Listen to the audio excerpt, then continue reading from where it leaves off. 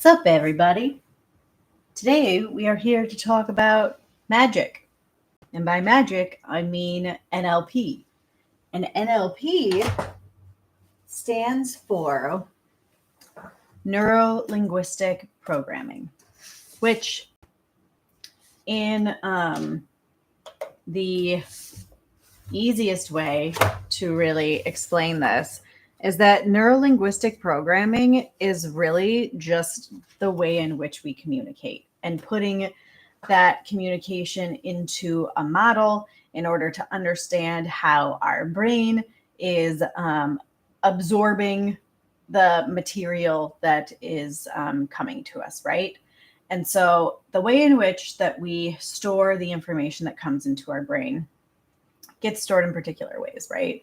And so one of the coolest things that I have learned in becoming a NLP practitioner is that we can change these things, right? So we can change the way that our mind works. And it seems a little bit like magic. And especially when I'm in a session, it definitely seems like magic because what will happen is, specifically, let me give you some specific examples, right? Because otherwise I'm just like talking about these lofty ideas and then it's just like, what the fuck are you talking about, right? Which happens a lot with NLP because it's just like people think these things are woo-woo when really they're not woo-woo. It's actually been scientifically proven. However, one of the problems that happened with NLP from the very beginning is that when NLP first came like onto the scene or people started recognizing that NLP was a thing, people would call it the magic of NLP. And the word magic would be used a lot in the use of discussing what neurolinguistic programming is. So it wasn't taken seriously just because the word magic was in the title, which is kind of ridiculous because it kind of ruined, although it didn't ruin it because look at this. We're talking about NLP right now. But like you can look online, like a lot of things like if you know about Pavlov's law, right? Ring the bell, the dog starts salivating, the dog thinks he's going to get a treat, dog gets hungry. These are ways in which we can train our own brain. So like Pavlov's law, there are things like anchors that you can create. This is all scientifically proven. So an anchor is something that, let's say I want to feel joy on command, or I want to feel peace on command, or I want to feel confidence on command, or I want to feel joy, peace, and confidence all on command at the same time. Hi, Rudy. What you can do is you can create an anchor. And what happens is basically I put you into a meditative state or whatever. You're just sitting there in a meditative state. And then I have you think about a specific moment where you have felt complete peace. You have felt this feeling, this emotion. It feels incredible. Cool. Then what happens is we anchor it. So what we can do is we can anchor these emotions onto, let's say, your knuckle. And this is the example I'm using because I literally have joy, peace, and confidence anchored onto this knuckle. So that when I press this knuckle, I feel all those feelings at the same time, which sounds a little bit crazy. I get it, but I did it and it worked for me. And so now I believe it because seeing is believing, right? Not really. But so what you can do is anchor those on top or stack those on top of each other. And this is a tool that I use in my coaching programs, right? So that let's say you were going to speak on a stage, or let's say you have a really important business meeting that you have to run, or you're going in for an interview. Honestly, it could be anything.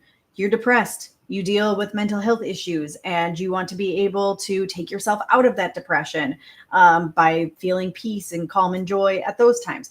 Any of these emotions, any of these states that you want to kind of feel on command are ways in which you would use anchoring. So in a coaching session, what we would do then is we would add what am I talking about? We would you ever just like forget what you're talking about mid-sentence? Because that happens to me all the time. Anyways, so in order to anchor these in, we would go through each one of those states. And what's kind of cool is the timing of this is like super important, right? So as you're feeling these emotions, actually, I don't know, like there's enough of you guys on here right now. Do you guys want to put an anchor or set up an anchor for yourselves right now? Let me know if you guys want to set up an anchor, because we can do one right now if you guys are interested in that. What would you, if you could set up an anchor on one of your knuckles, what? Okay, cool. All right. What do you want to anchor in on one of your knuckles? Pick any knuckle. Let me know if you want to do stacking. We can do stacking. Cool. Okay. What is the emotion that you want to feel when you anchor in on one of your knuckles?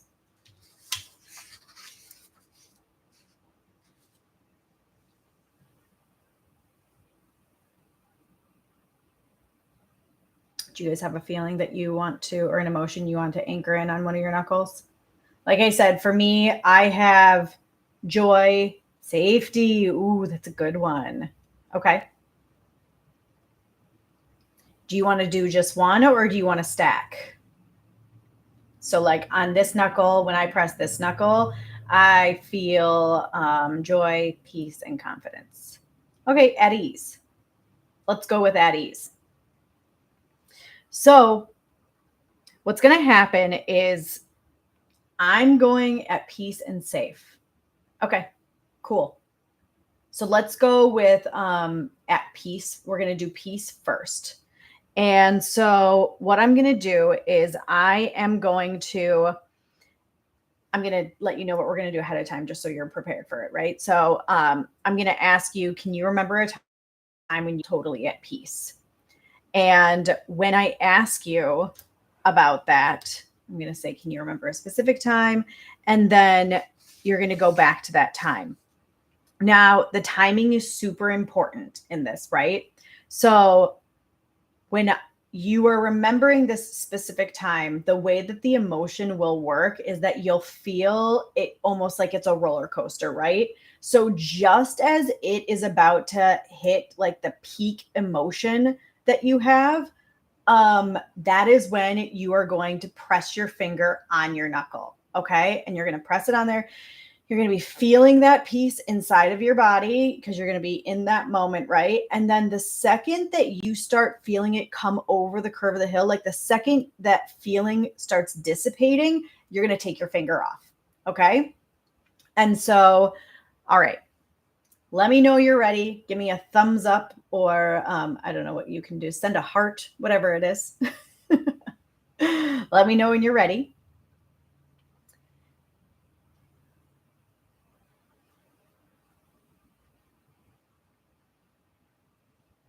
Okay, perfect.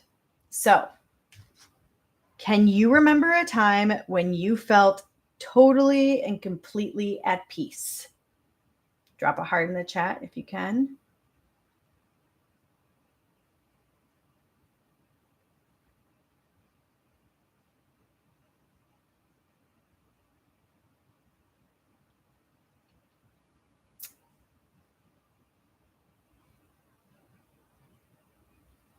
Can you remember a specific time that you felt totally and completely at peace? As you're remembering this specific time that you felt totally and completely at peace, I want you to go ahead, close your eyes, get in your body.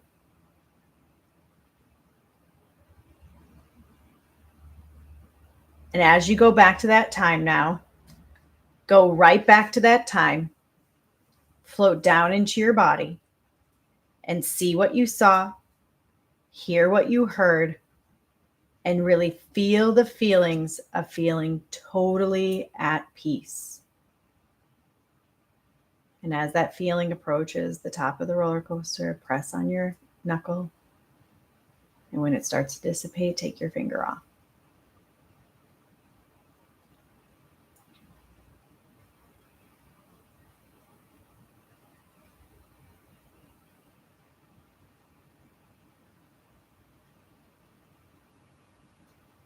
Let me know when you have finished.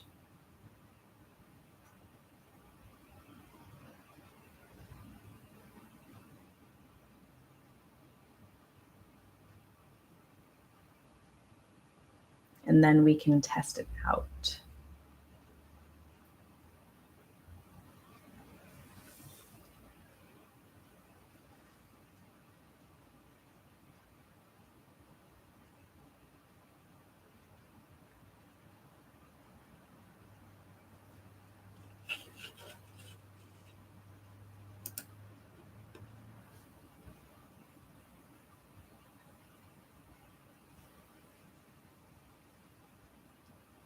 Ruhi, were you able to?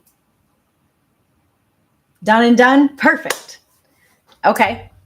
Now I want you to fire it off and I want you to test that anchor. So wherever you put, whichever knuckle you put that feeling of peace on, I want you to press it and tell me what you feel.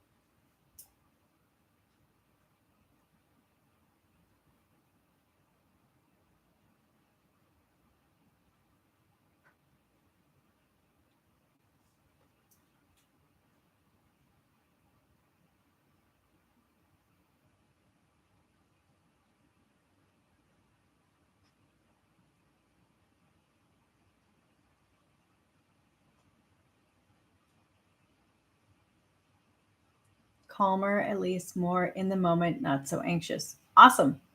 I was just going to say, actually, this probably isn't the best way to elicit an anchoring, but I'm really glad that you were here for it and that you went through it with me. The thing is, what you can do in the future now is anytime that you are feeling anxious and anytime that you want to have that feeling of calm or more peace, then press on that anchor and then you can invoke that emotion. It is like one of those things where if you don't use it, you lose it. So I remind myself all the time, like, even if I'm just like, oh yeah, confidence, peace, and joy. This is much better, right? But this is awesome. I can't even see you. And I'm glad that like this was able to work with you through this way because I just was winging it. And then I was thinking about it and I was like, oh shit, what if this doesn't work? This isn't like the best way to go about this, but this is awesome. Perfect. So I've always reacted feelings and emotions, but don't think to do it more regularly. Oh yeah. And the cool thing too is that like now that we just did this, obviously sometimes it's easier when like other people elicit things for you, but since we just like went through this process together, you can create your own anchors. So on top of that piece, whichever knuckle that you put that on, if you want to invoke like other emotions, then the same process we just went through, you put yourself in your body, you remember that specific, let's say you want to add confidence onto it. You think of a time where you felt completely and totally confident. You hold it down as it's approaching the top of that roller coaster and then take it off. And then you have confidence and peace on that same knuckle. And so, because like a lot of times, I don't know about you guys, but for me, like in my nervous system, it doesn't always feel comfortable to be happy or to be joyful or to be confident. Like those positive emotions can be very scary for me and can be very like not safe feeling, you know? So like when you put the peace with the confidence and the joy like on the same knuckle, then it can make it feel like you're allowed to feel those emotions. Because a lot of people who have trauma, like the second that they feel good or have a positive emotion, it can also give them the sense of how soon am I going to lose this? Oh no, now I have fear. When is this going to end? This is not going to end well. This is going to be bad. And so these fears and these worries come in of like, I don't get to keep this, where having an anchor and having something like this allows us to be more stable in our nervous system, which is really fucking awesome. And that is why stuff like NLP, stuff, the woo-woo stuff, the magic of NLP is so awesome, because we see these people out there who are able to like heal themselves just by the power of a thought. And it really is true, like you are one thought away from the greatest experience you've ever had in your entire life. And the more that we can work with these types of modalities, the more that we can use anchors, change our limiting beliefs by using scripts, do things like hypnosis, EFT, just all the types of modalities that I now am certified in are going to allow you to change your mind and to not feel as though everything is so heavy, so that you can feel safer in your nervous system as you go about making your life a more beautiful place to be, which is crazy. It's scary as fuck though. Who would have ever thought that like your life getting better would be fucking terrifying? But it is. And it's the strangest, but also like most natural thing that we all fucking go through all the fucking time. And so being able to regulate your nervous system, being able to like really take care of yourself in those moments when you're starting to feel those good feelings, and then to allow yourself to feel safe in those good feelings is super fucking important. Because at that point, then you're retraining your nervous system to be safe in that space, to be safe in the goodness that you're calling into your life. Because like a lot of times, especially like with limiting beliefs of like feeling like that we hit like a wall or a roof on what we are calling into our lives. Like we're like, oh my God, I've been manifesting this for so long and it just doesn't come. Like a lot of it can happen or won't happen if we haven't allowed our nervous system to feel safe in the ability to obtain the things that we have never had before in our life. Like we don't know what that feels like. So we have to, or we get to train our body to be prepared to step in to new levels of our lives as though like, this is it. We're already there. Like this is the new normal. And I'm prepared to take that on. And NLP, the magic of NLP, really fucking helps with our abilities to be able to do that. Some of the other scripts. Thank you. I'm so glad you guys are here today. Some of the cool things that I can do now as an NLP practitioner are things like limiting beliefs, right? We can go through an entire script, basically, where you choose one limiting belief or one single belief, whatever it is that you want to work through, that you want to change. Like a big one could be like, I'm not pretty, I'm not worthy. A lot of times when you try to get to the root of people's limiting beliefs, it usually comes back to worth. And so a big one to work on. I always like to ask my clients, like, what is the biggest limiting belief that you have that if you were to blast that limiting belief would cause a ripple effect or a domino effect in your life that could change every aspect of your life? What limiting belief would it be? And in that sense, what we can do, so the way that I like to explain the script for the single belief script is our brain has a specific way of storing our beliefs, right? So let's say that your belief is that I'm not worthy, okay? So whatever reason it is, that because your parents treated you some way, because you had an ex-lover that treated you some way, whatever it is, something happened when you were a child or whatever it is that caused that to happen, you have this belief. Even though, like, even, and here's the thing too, so many times, like, our limiting beliefs are not logical. And we can even know this. Like, we can have done so much in our work on ourselves, and we're like, logically, we're like, I know I'm fucking worthy. Like, I know I deserve everything, and I know this, and I'm a fucking badass bitch, and blah, blah, blah, blah, blah, and all the shit, right? But sometimes our limiting beliefs can be so ingrained in us at such like a young age, or just so deep inside of us, that even if on the surface, I love you. Thanks so much for coming, Ruhi. Have a great day, and let me know how the peace anchor goes.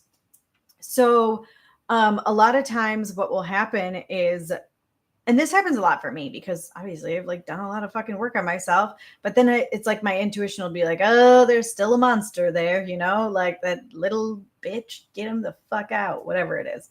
And so, what happens is, let's say, okay, so I'm going to take you through the process, right?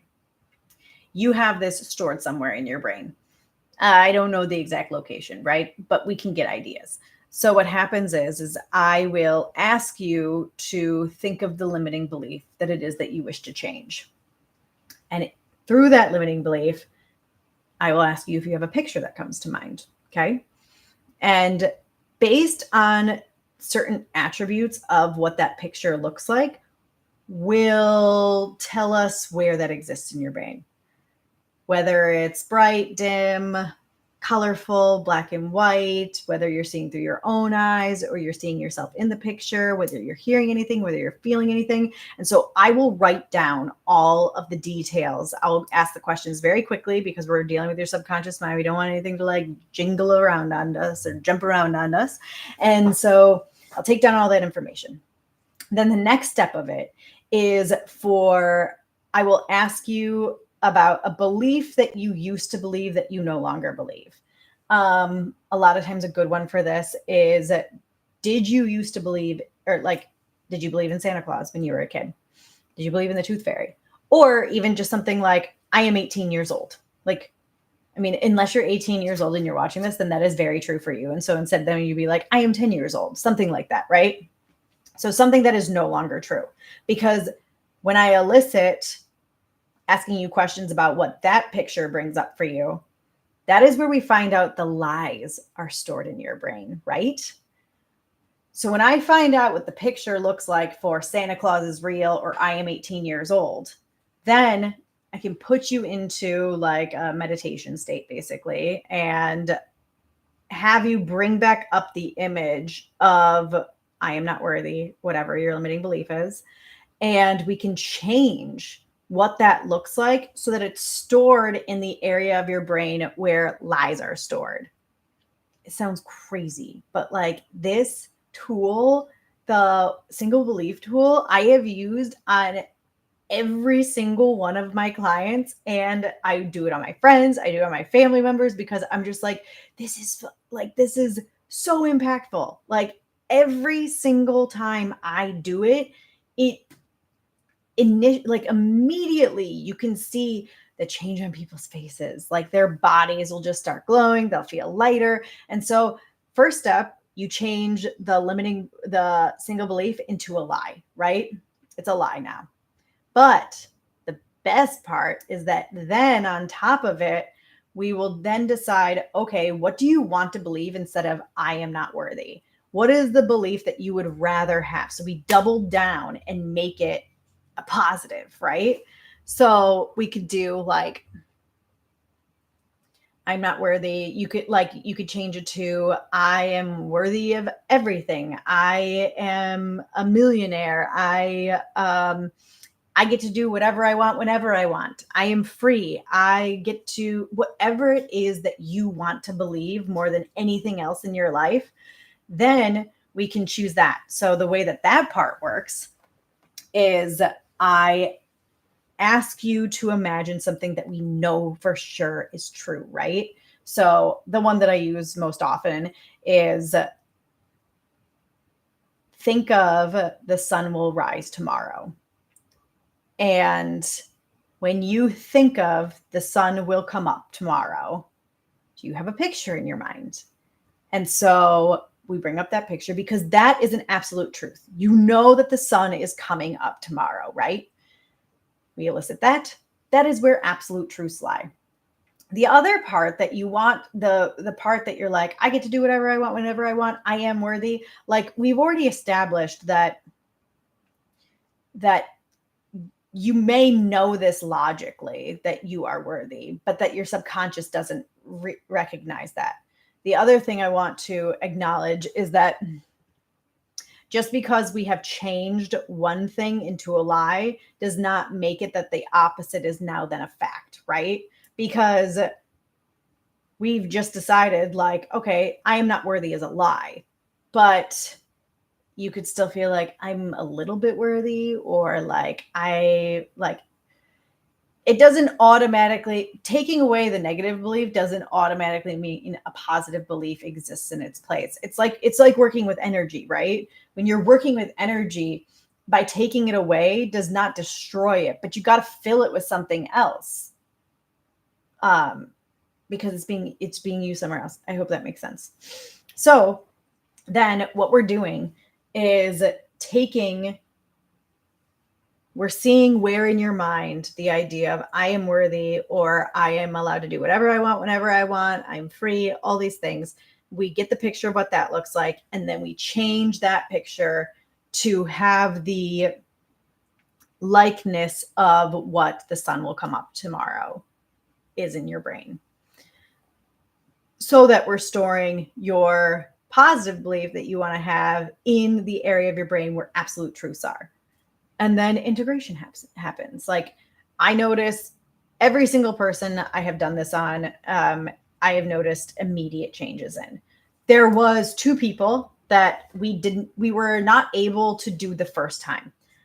What I have noticed a lot is that people who are unable to visualize or really like sink into the moment, I've noticed it either is because they still need to work on some other things. It's weird. This is what I've noticed. I don't know that this is fact, but for me, this has been, as a scientist, this is what I've noticed in my clients, right? Is that they if they can't focus, if they can't see images, and sometimes they are people who usually can visualize, but they're just having a hard day. So this could also be it. It may just be that they are not able to focus in that time. So we'll work on a different modality. Every time I've come back to it, though, later in their coaching cycle or coaching program, they are always able to bring it up, and then we are able to work through it. Another thing that I have noticed is that it can be extremely difficult for people who are neurodivergent to sink in and to sit in and to visualize and to focus. And I have figured out a way around this. And so far it's working very well, because I was getting frustrated for a minute and I was just like, oh my God, I don't know how to make this work. Like, I know that they can do this, but it's, especially over a computer, it's hard for people who are neurodivergent to stay focused, let alone, but then staying in front of a computer makes it even 10 times harder, right? So what I have started doing for my neurodivergent clients, and also I do it even for a lot of my clients that are not neurodivergent, just because I think in general it helps people, is that I've been playing healing frequencies during their visualizations. And a lot of times it does help too, specifically with neurodivergent people, if they're wearing headphones, because the immersion of like being surrounded by the sound and having the sound happen while something else is happening, what I'm assuming is it creates the feeling of multitasking, which neurodivergent people love to multitask. And so it makes it easier for them to focus because they're doing so many things at once. And so it helps them sink in a little bit more. But so yeah, this is NLP. This is just like the beginning, like stages of NLP, right? Like what I've shared with you today are kind of like the 2 first things that I learned about NLP. or like tools that are possible of using. There's another tool, like the swish pattern, which is really good for people who like want to quit smoking or biting their nails, and changing like different behaviors that you do like that. So yeah, I can't wait to share more with you guys as we go. I don't really have that much more to share today. I feel like that's the end of it. So normally go longer, but swish pattern is so powerful. I know. Oh, you know what? This reminds me too, because I did the swish pattern. I had someone do the swish pattern with me. I chew the insides of my cheeks, right? Or I used to, or I'll like incessantly clean my teeth with my tongue, which will lead to me having migraines. And it's so painful. And it went away. Oh God, I hate it when that happens. It went away for a while, but what I noticed was after I had that incident with the dog a few weeks ago, um, which was very traumatizing, I started chewing my inside cheeks again, and I started re-cleaning my teeth again. And I'm so glad that you just brought up how I know I said the swish pattern, but I'm so glad that you just brought up how powerful the swish pattern is, because it's reminding me that I want to redo it on myself, because I feel that having that traumatizing situation happen with the dog, I got into a car accident. I don't know if everybody here knows that, but I got into a car accident. It was very traumatizing. And ever since then, I started chewing the inside of my cheeks and started cleaning my teeth again. And so I am going to have someone do the swish pattern on me. That would be very helpful. So, yes, repetition can help integrate it even more. Yeah, for sure. Oh, wow. I'm so glad that you said that. I feel so much. I'm like, perfect. I can do this later. Awesome. All right. Well, you guys have a wonderful, magical Monday. And I will see you for Dow Tuesdays tomorrow. I haven't figured out what we're talking about yet. Got to look into it, because really, by saying Dow Tuesdays, I could talk about anything I want, because Taoism is everything. Oh, maybe I'll get into my new I Ching book, and maybe we'll talk about doing hexagrams or doing a reading. That would be cool, right? Okay. Love you all. Happy Magic Monday. Peace out.